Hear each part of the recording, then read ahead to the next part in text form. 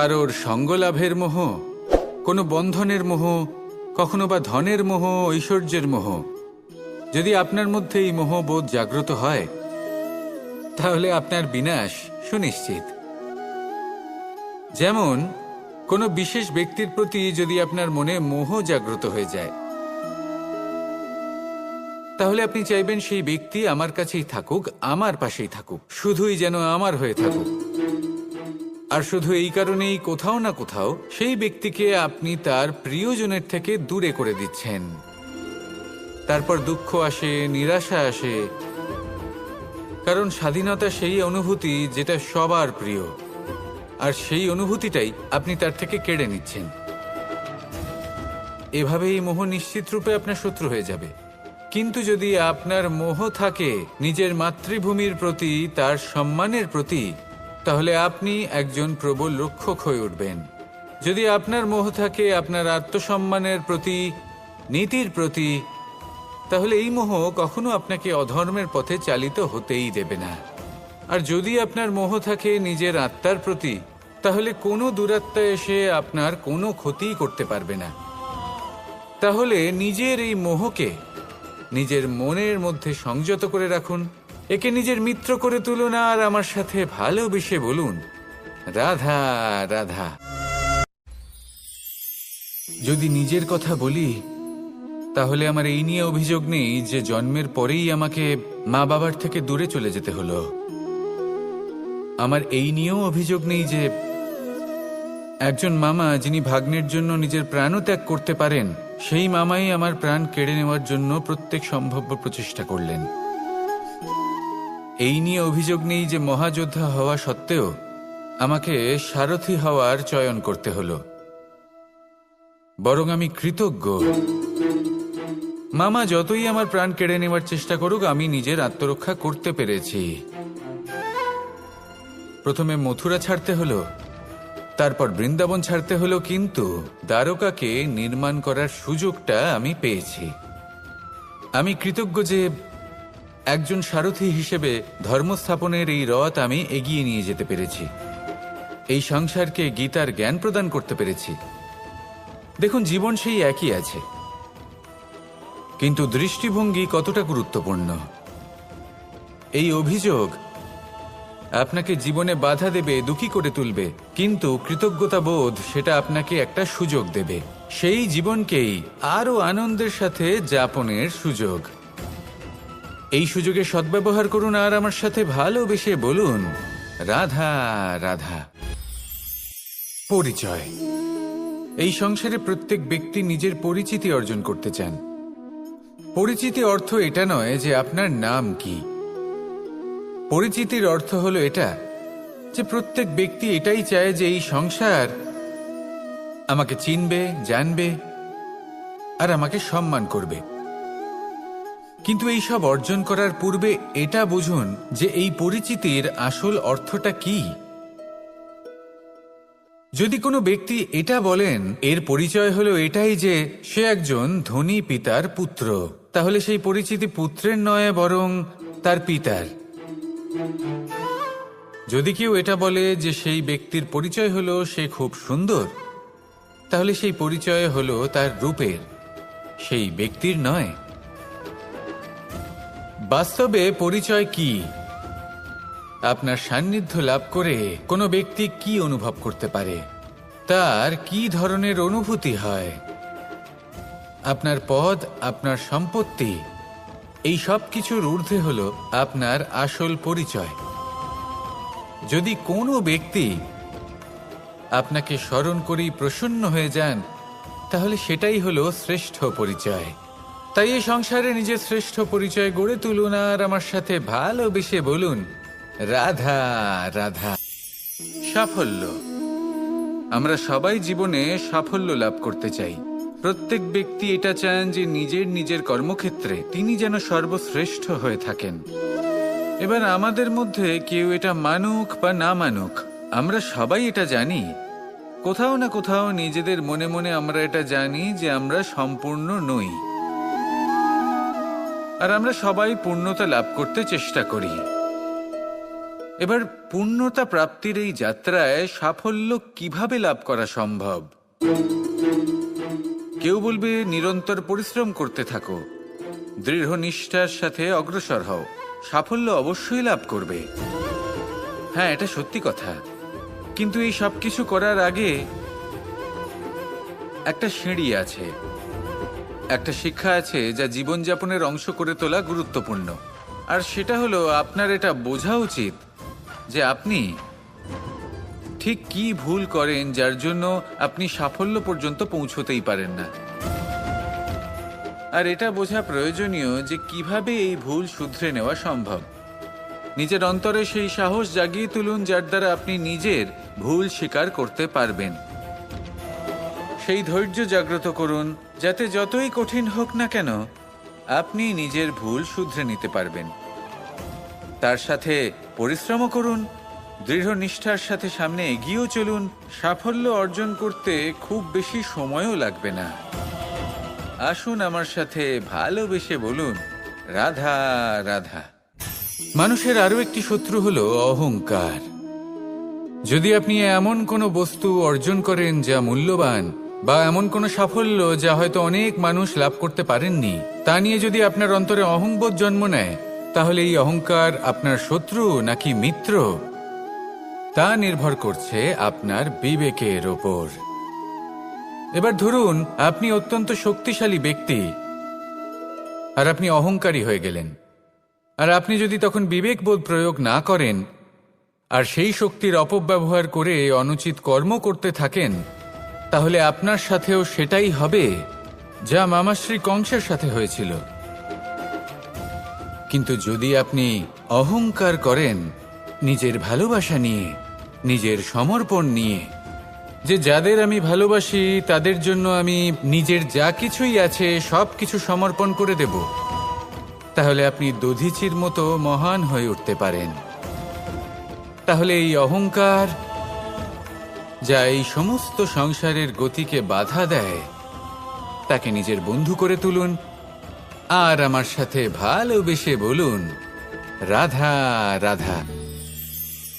6 শত্রুর মধ্যে অন্তিম শত্রু হল ঈর্ষা। কোনো ব্যক্তি যদি জীবনে আমাদের থেকে বেশি উন্নতি করে, আমাদের থেকে বেশি সাফল্য লাভ করে, আমাদের থেকেও বেশি শ্রেষ্ঠ হয়ে ওঠে, বেশি গুণী হয়ে ওঠে, তাহলে কোথাও না কোথাও আমাদের মনে ঈর্ষাবোধ জন্ম নেয়। আর শুধুমাত্র এই ঈর্ষাবোধের জন্ম হলেই এই ঈর্ষা আপনার শত্রু হয়ে ওঠে না।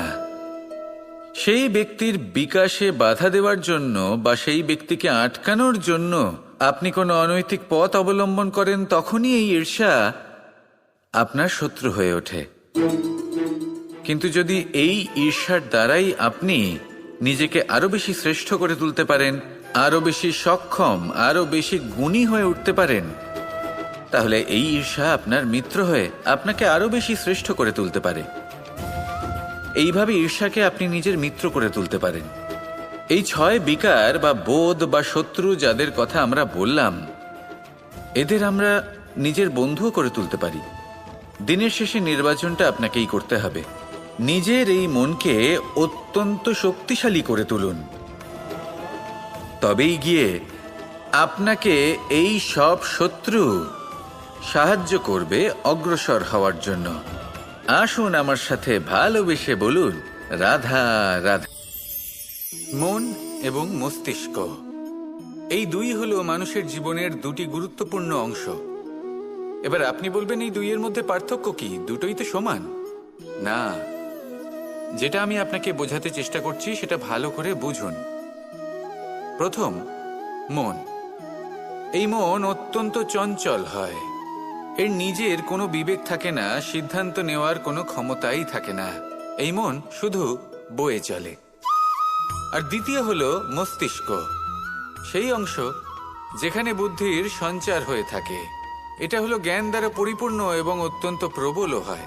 বেশিরভাগ সময় জীবনের সঠিক সিদ্ধান্ত নেওয়ার ক্ষেত্রে এই মস্তিষ্কই আমাদের সাহায্য করে। সেখানেই মন মাঝে মাঝে আমাদের উচিত সিদ্ধান্ত নেওয়ার ক্ষেত্রে বাধা দেয়, কখনো সঠিক পথ থেকে সরিয়ে দেয়, কারণ চঞ্চল প্রবৃত্তি হওয়ার কারণে এটা অস্থির হয়ে থাকে। কখনো কখনো নেয়া সিদ্ধান্ত বদলাতেও এই মন আমাদের বাধ্য করে। সেই জন্য আপনি যদি জীবনের পথে অগ্রসর হতে চান, তাহলে মস্তিষ্কের সিদ্ধান্তে আস্থা রাখুন, পূর্ণরূপে নিজের সঙ্গী করে তুলুন। হতে পারে তখন আপনার এই মন বিদ্রোহ করে বসল, কিন্তু দৃঢ় নিষ্ঠার সাথে মস্তিষ্কের সিদ্ধান্তে আস্থা রাখুন।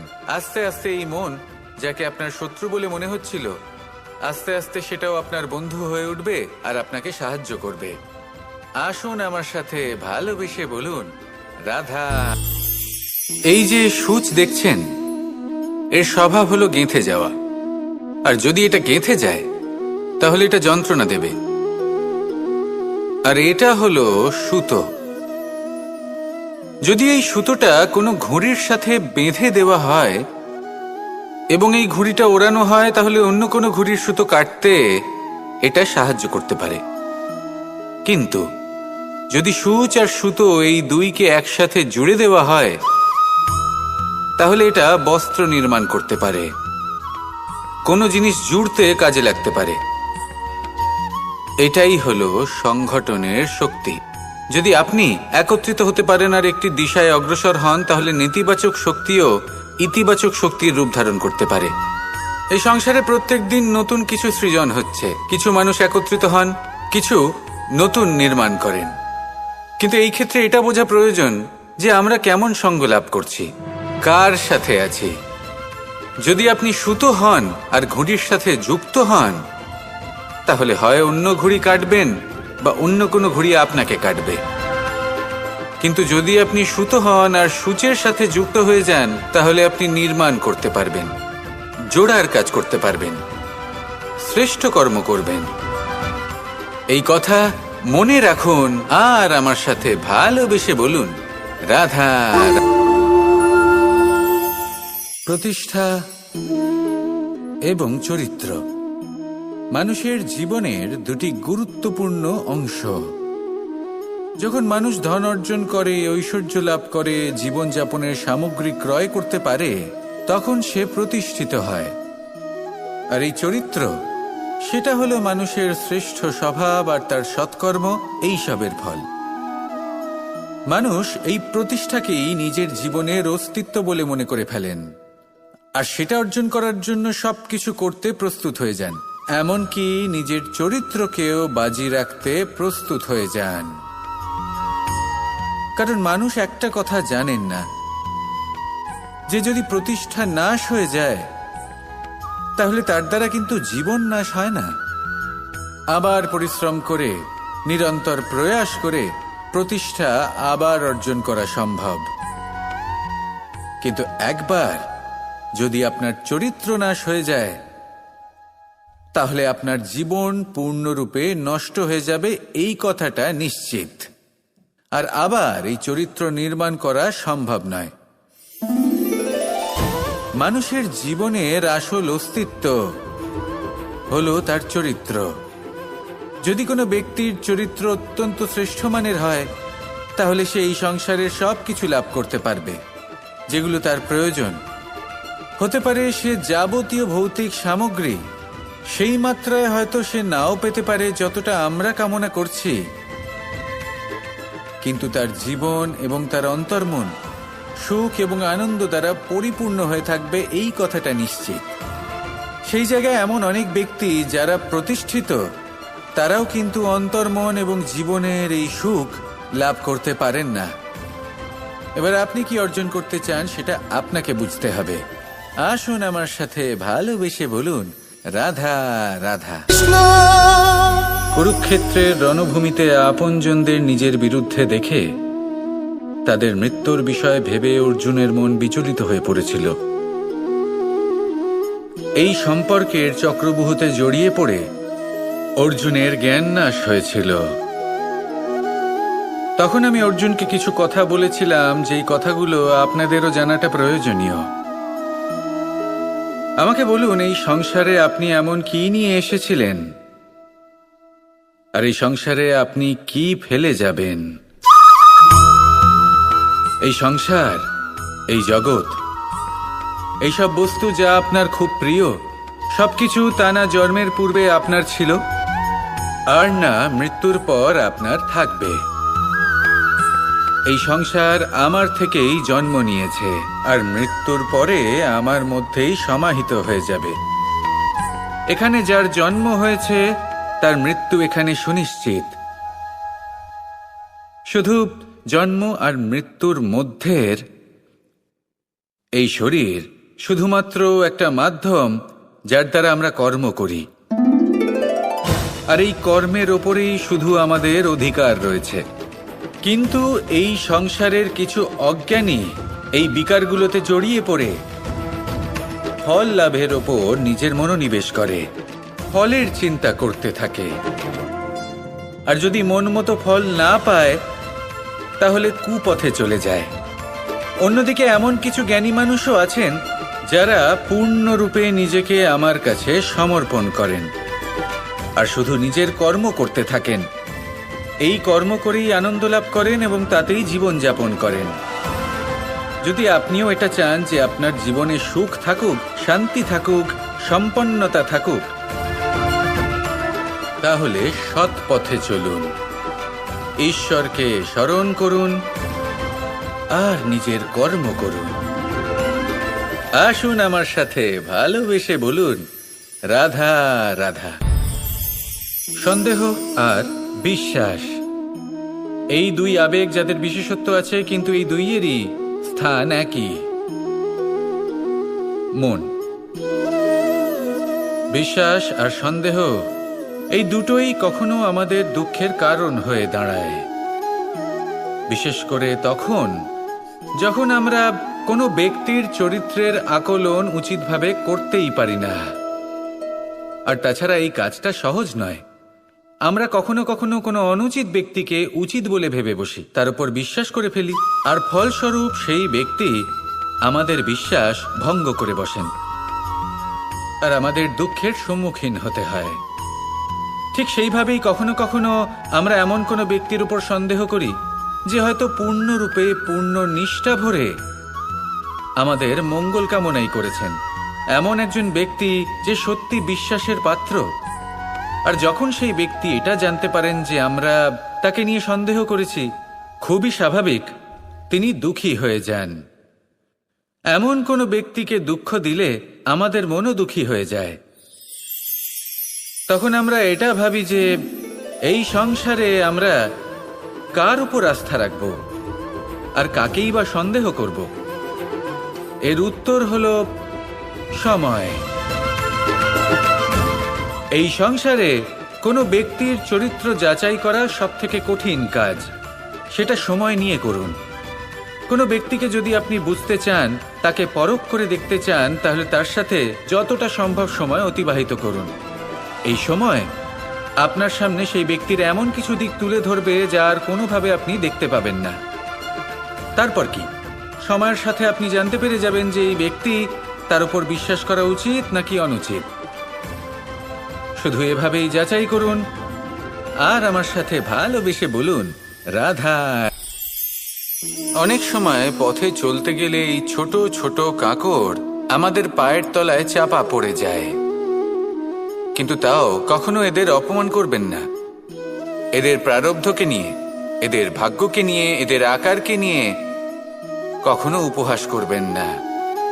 ভাবুন, যদি কখনো ঝড় ওঠে আর এই ছোট্ট একটা কাঁকড় আপনার চোখে ঢুকে যায়, তাহলে কিন্তু সেটা আপনাকে অত্যন্ত কষ্ট দিতে পারে।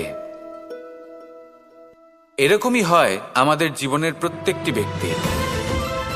কখনো কাউকে অপমান করবেন না, সবসময় সবাইকে সম্মান করুন। যদি আপনি কাউকে অপমান করেন, যদি আপনি কাউকে ছোট অনুভব করান, হতে পারে সময় এলে পরে সেই ব্যক্তিও আপনার শত্রু হয়ে উঠবে, আপনাকে বিকট পরিস্থিতিতে ফেলতে পারে। সেই জন্য কারোর আকার দেখে তাকে সম্মান করবেন না। এই সংসারে সবাইকে সম্মান করুন, সবাইকে ভালোবাসুন, আর আসুন আমার সাথে ভালোবেসে বলুন, রাধা রাধা।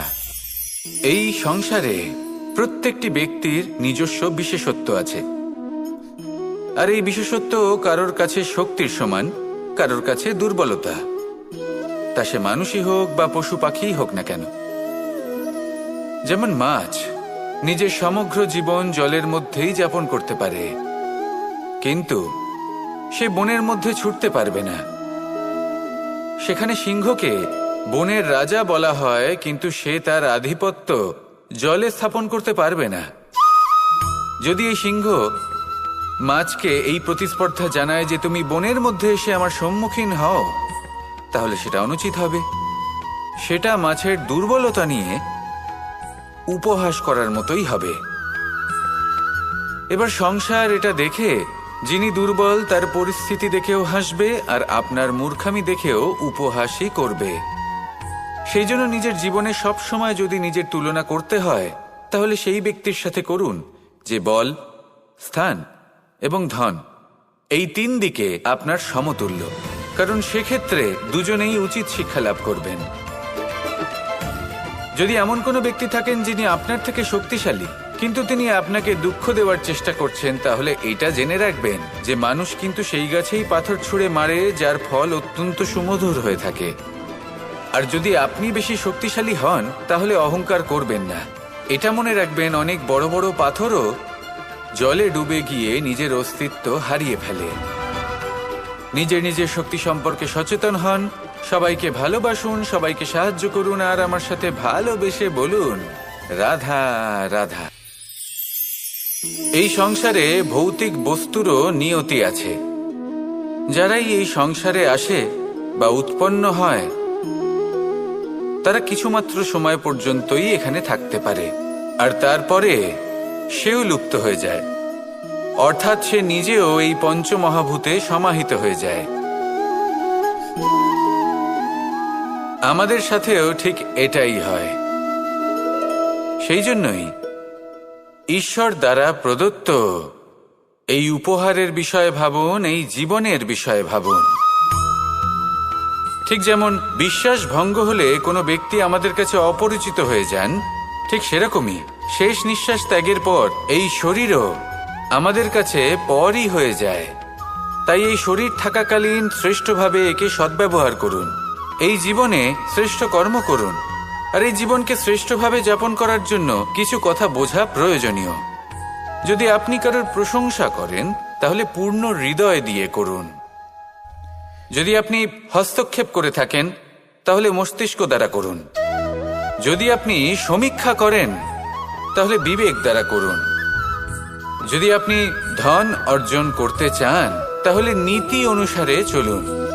যদি জীবনযাপন করতে চান, তাহলে রীতি মেনে করুন। আর যদি ঈশ্বরের ভজন করতে চান, তাহলে ভক্তিভাব নিয়ে করুন। শুধু এই কথা মনে রাখবেন যে আপনার এই জীবন কিন্তু অনিশ্চিত কাল পর্যন্তই আছে। কতক্ষণ আছে সেটা কেউ জানে না। তাই কিছু মুহূর্ত যেটা যাপন করতে আমরা এখানে এসেছি, সেখানে ক্রোধ, অহংকার, ঈর্ষা, এইসব আবেগের কি গুরুত্ব বলুন তো? এগুলো ত্যাগ করুন। মানুষকে ক্ষমা করতে শিখুন, আস্তে আস্তে বিশ্বাস করতে শিখুন। এই সংসারে নিঃস্বার্থভাবে প্রেম করতে শিখুন, আর সবার মধ্যে আনন্দ বিতরণ করুন। তাই এই সব গুণ যদি আপনি আত্মসাৎ করতে পারেন, তাহলে আপনার জীবনে শুধু আনন্দ এবং আনন্দই বিরাজমান হবে। আসুন আমার সাথে ভালোবেসে বলুন রাধা রাধা। গোবর্ধন পর্বতের সাথে আমার সম্পর্ক কেমন আপনারা জানেন। অনেকদিন আগে যখন আমি ছোট ছিলাম, একদিন আমি আর বাবা গোবর্ধন পর্বতে ওঠার চেষ্টা করছিলাম। আমি ক্লান্ত হয়ে পড়লাম, আর আমি বাবাকে বললাম যে বাবা, আমাকে আর কতটা উপরে উঠতে হবে, আর ক পা যেতে হবে, আর কত উঁচুতে উঠতে হবে, আর কত সময় লাগবে। তখন বাবা হাসলেন। উনি আমার কাঁধে হাত রাখলেন আর আমাকে বললেন যে এটা আন্দাজ করতে যেও না যে আর কত সময় লাগবে, এটা মাপতে যেও না যে আর ক পা সামনে এগোতে হবে। শুধু এই যাত্রাপথের আনন্দ উপভোগ করো আর সামনে এগোতে থাকো। যদি এটা করতে পারো, তবেই নিজের লক্ষ্য লাভ করতে পারবে। এটা কিন্তু আমাদের জীবনের সাথেও ঘটে। আমরা চিন্তিত হয়ে পড়ি যে এখনো আর কতটা সামনে এগোতে হবে, আর কতটা চেষ্টা করতে হবে, কতটা পরিশ্রম করতে হবে, আর কত সময় লাগবে নিজের লক্ষ্যে পৌঁছতে। এই চিন্তা ত্যাগ করুন। নিজের দৃষ্টিভঙ্গি পাল্টান আর এটা ভাবুন যে আরো কত শ্রেষ্ঠ কর্ম করতে পারি সামনে এগোনোর জন্য, আর কত তীব্র গতিতে আমি সামনে এগোতে পারবো। সামনে অগ্রসর হওয়ার এই যে যাত্রা বড়ই সুন্দর, এটার আনন্দ উপভোগ করুন। বাবার এই শিক্ষার কারণে আমি গোবর্ধন পর্বত হাতে তুলতে পেরেছি। দিনের শেষে এটা আপনার উপর নির্ভর করছে যে নিজের পর্বতরূপী লক্ষ্যকে আপনি নিজের হাতের মুঠোয় ধরে রাখতে পারবেন নাকি নয়। আসুন আমার সাথে ভালোবেসে বলুন রাধা। জল, জলই পৃথিবীতে বেঁচে থাকার জন্য আবশ্যক তো বটেই, কিন্তু এই জল আমাদের একটা অত্যন্ত গুরুত্বপূর্ণ শিক্ষা প্রদান করে। কখনো এই জলকে দেখেছেন?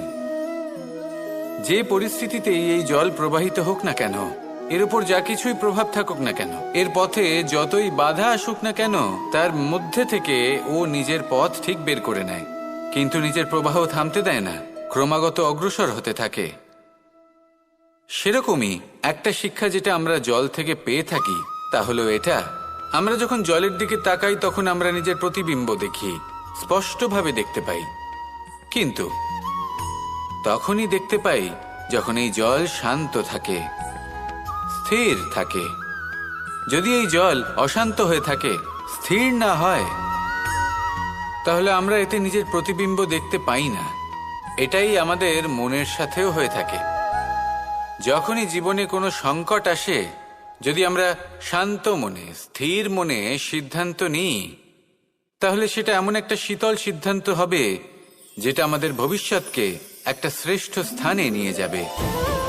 যদি এই মন অশান্ত হয়, বিচলিত হয়, পীড়িত হয়, দুঃখিত হয়ে থাকে, রুষ্ট হয়ে থাকে, তাহলে অনেক সময় আমরা এমন সিদ্ধান্ত নিই যেটা আমাদের জন্য অনুচিত প্রমাণিত হয়। যখন আপনি ক্রুদ্ধ ছিলেন বা দুঃখের বশে ছিলেন, তখন অনেক সময় হয়তো এমন সিদ্ধান্ত নিয়েছেন যেটার জন্য ভবিষ্যতে আপনি অনুশোচনা করেছেন। এবার দেখুন, এই আবেগগুলো থেকে আমরা পালাতে পারবো না, কিন্তু এই আবেগগুলো আপনার উপর এবং আপনার কাছে সবকিছু থাকে, ধন ঐশ্বর্য থাকে, সবকিছু আপনি আগে থেকেই পেয়ে গেছেন, তাও কিন্তু এই সংসার আপনাকে সম্মান দেবে না। ততক্ষণ পর্যন্ত দেবে না যতক্ষণ না আপনি নিজের অন্তরে গুণ জাগ্রত করছেন, শ্রেষ্ঠ কর্ম করছেন, নিজের অন্তরে ইতিবাচক মনোভাবের এই সুবাস জাগ্রত করছেন। যদি এসব কিছু করেন, তাহলেই এই সংসার আপনাকে সম্মান দেবে।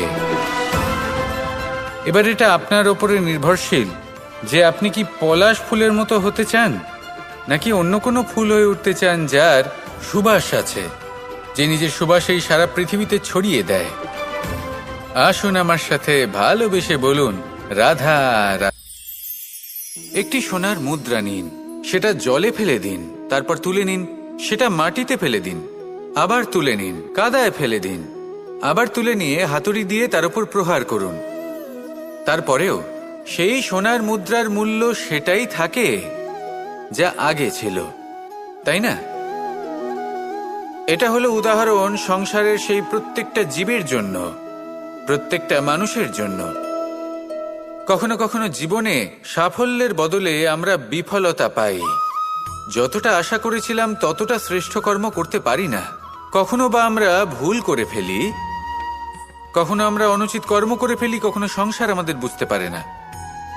তার পরিণামস্বরূপ এই সংসার আমাদের নিন্দা করে, আমাদের উপেক্ষা করে, আমাদের বিষয়ে কটু কথা বলে, কখনো সামনাসামনি বা কখনো পেছনে। সংসার এমন একটা আচরণ করে যেন আমাদের সাথে কথা বলাটাই একটা বিশাল অপরাধ। এবার সেক্ষেত্রে কি করা উচিত? মনকে শান্ত করা উচিত। বেশিরভাগ ক্ষেত্রেই এমন সময় মানুষ এটা ভেবে বসে যে তার জীবনের কোনো মূল্যই নেই। তার মনে হয় যে সে এই সংসারে শুধু একটা বোঝার সমান। সে নিজেকে ঘৃণা করতে থাকে, ওর মনে হয় যে তার জীবন শূন্য। কিন্তু তা নয়।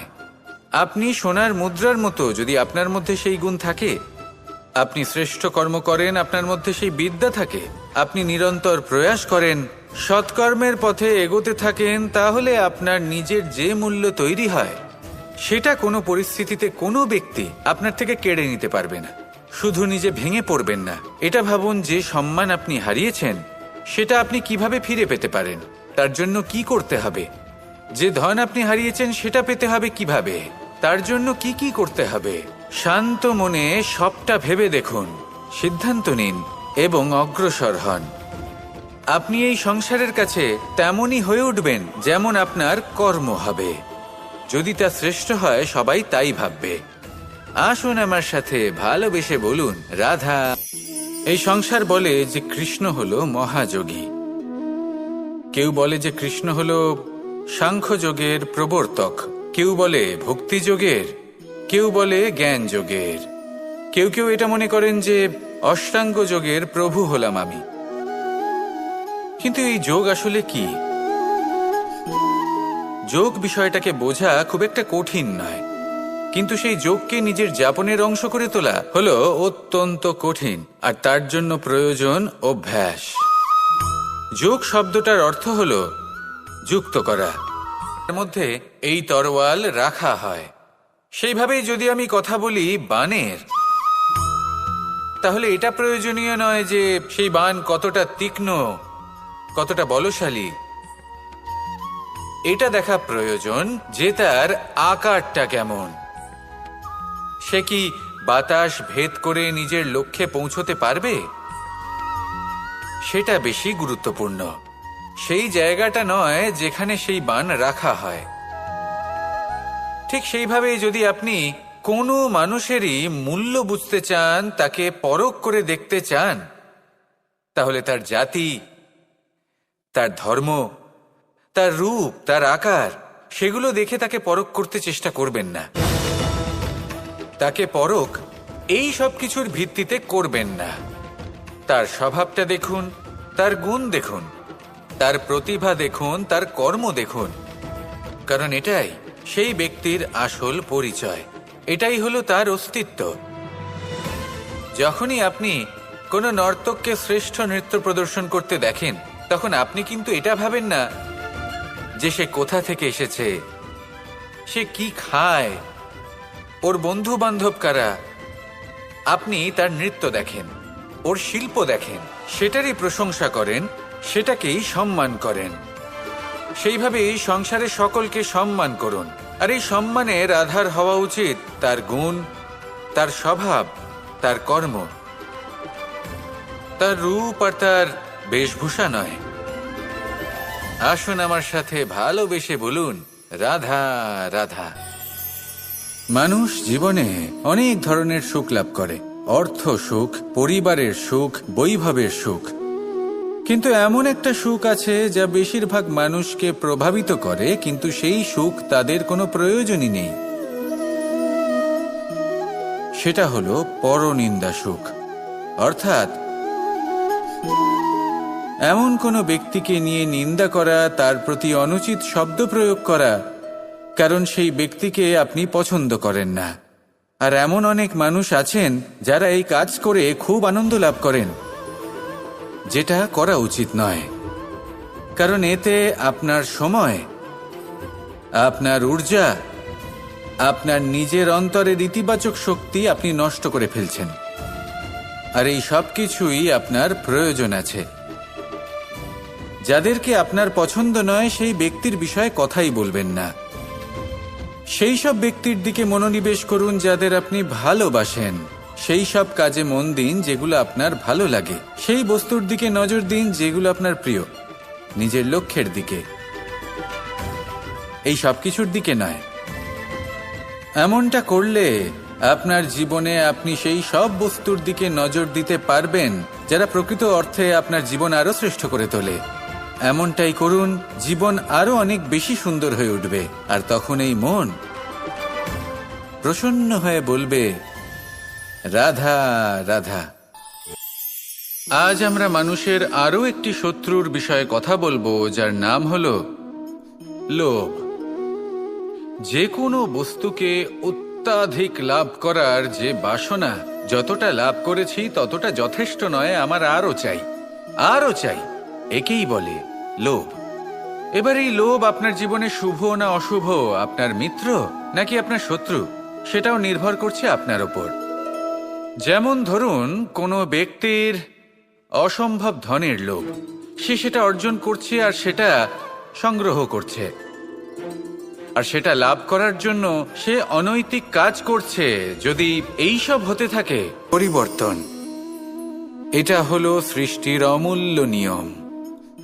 এই সংসারে সবকিছু সময়ান্তরে পরিবর্তিত হয়, এই সময়ও পরিবর্তিত হয়।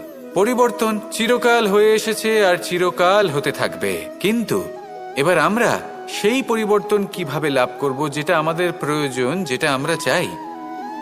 আমরা জীবনে বিকাশ চাই। এই বিকাশ কিভাবে লাভ করতে পারি? এই প্রকৃতি কিন্তু আমাদের অত্যন্ত উত্তম উদাহরণ দিয়ে বুঝিয়েছে। একটি বিন্দুর উদাহরণ দিয়েছে, যা ভবিষ্যতে একটা বিশাল নদীর আকার ধারণ করে। এটা কিভাবে হয়? মেঘ থেকে একটি বিন্দু ঝরে পড়ে সেই পর্বতের ওপর যেখানে হিম আছে। সেই হিমের সংস্পর্শে আসা মাত্র সেই বিন্দুর সাথে আরো বেশ কিছু বিন্দু যুক্ত হয়। তারপর তারা অগ্রসর হয়, আরো কিছু বিন্দু যুক্ত হয়, আস্তে আস্তে একটা ক্ষীণ ধারার রূপ ধারণ করে। এবং সেটাই ভবিষ্যতে আরো এগোতে থাকে। অনেকটা যাওয়ার পর যখন অনেক সংখ্যক বিন্দু একসাথে যুক্ত হয়, তখন সেটা বিশাল নদীর আকার ধারণ করে। এবার আমরা মানুষ বলে আমাদের সাথে এই নিয়মের অন্যথা হয় তা নয়। আমরাও এই প্রকৃতির অংশ। আমাদের ক্ষেত্রেও একই নিয়ম প্রযোজ্য। যখন পরিশ্রম করে অনেক সংখ্যক বিন্দু আমরা একত্রিত করব, তখনই পরিবর্তনের নদী প্রবাহিত হবে। প্রয়োজন হলো নিরন্তর পরিশ্রম করা এবং ধৈর্য ধরা। এটা করতে থাকুন, জীবনে সব কিছু লাভ করতে পারবেন। কারণ প্রকৃতি আমাদের এটাই শিখিয়েছে।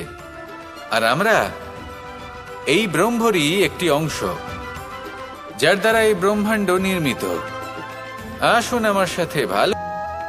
তাহলে সেই পরিচিতির কি হবে? সেই নামের কি হবে? সেই সব কিছু যে আমি অর্জন করেছি তার কি হবে? সে ভয়ভীত হয়ে পড়ে, আর এই ভয়ের কারণে তার বিকাশ কোথাও না কোথাও অবরুদ্ধ হয়। সে শ্রেষ্ঠ কর্ম করা বন্ধ করে দেয় এবং শুধু এই সুরক্ষিত থাকতে চেষ্টা করে। আর অসফল হলে তাতে ভয় পাওয়ার কোনো প্রয়োজন নেই। কারণ যখন আপনি সফল হন, তখন এই সাফল্য আপনার পরিচয় এই সংসারের সাথে করায়। কিন্তু যখন আপনি অসফল হয়ে থাকেন, তখন এই অসফলতা এই সংসারের পরিচয় আপনার সাথে করায়, যা অত্যন্ত আবশ্যক। অসফলতা প্রত্যেকের জীবনেই আসবে, তার সম্মুখীন হন আর তার থেকে শিক্ষা লাভ করুন। কারণ যখনই আপনি অসফল হন, তখনই আপনার জ্ঞান চক্ষু উন্মুক্ত হয়। আসুন আমার সাথে ভালোবেসে বলুন, পাশা নামক এই খেলাটি আপনারা নিশ্চয়ই খেলেছেন। না খেলে থাকলে দেখেছেন, আর যদি দেখেও না থাকেন তাহলে নিশ্চিত রূপে শুনেছেন। মহাভারতের এই মহাযুদ্ধ কোথাও না কোথাও এই পাশা নামক খেলার কারণে হয়েছিল। পাশার এই বিচিত্র খেলা, দান, এইসবের কারণে কেউ নিজের মাথায় রাজ মুকুট পরিধান করেছিলেন, আবার সেখানেই পরাজিত হওয়ার জন্য কাউকে বনবাসও ভোগ করতে হয়েছিল। কিন্তু এই খেলা সমাপ্ত হওয়ার পরে সমস্ত ঘুঁটি আর এই পাশার ছক একই পুটলিতে স্থান পেল। এটাই হলো আমাদের জীবন। এই সংসারে আমরা জয় পরাজয়ের বিষয়ে এতটাই ভাবি, এত চিন্তা করি যে এই জীবনের খেলার আনন্দটাই উপভোগ করতে পারি না। আর অবশেষে কি হয়? কেউ জয়ী হন, কেউ পরাজিত হন, কিন্তু দুজনেই একই স্থানে পৌঁছে যান। প্রত্যেক ব্যক্তি মৃত্যুর পরে একটি নির্দিষ্ট স্থানেই পৌঁছতে বাধ্য। কিন্তু ততক্ষণ এই জীবন, এই খেলা, তার আনন্দ উপভোগ করুন। এই সংসারে সেই ব্যক্তি শ্রেষ্ঠ স্থানে পৌঁছতে পেরেছেন যিনি এই সংসারকে প্রকাশ প্রদান করেছেন, যিনি কখনো জয় পরাজয় এ বিষয়ে ভাবেননি, শুধু এই জীবনের খেলার আনন্দ উপভোগ করেছেন। এটাই আপনিও করুন আর আমার সাথে ভালোবেসে বলুন, রাধা।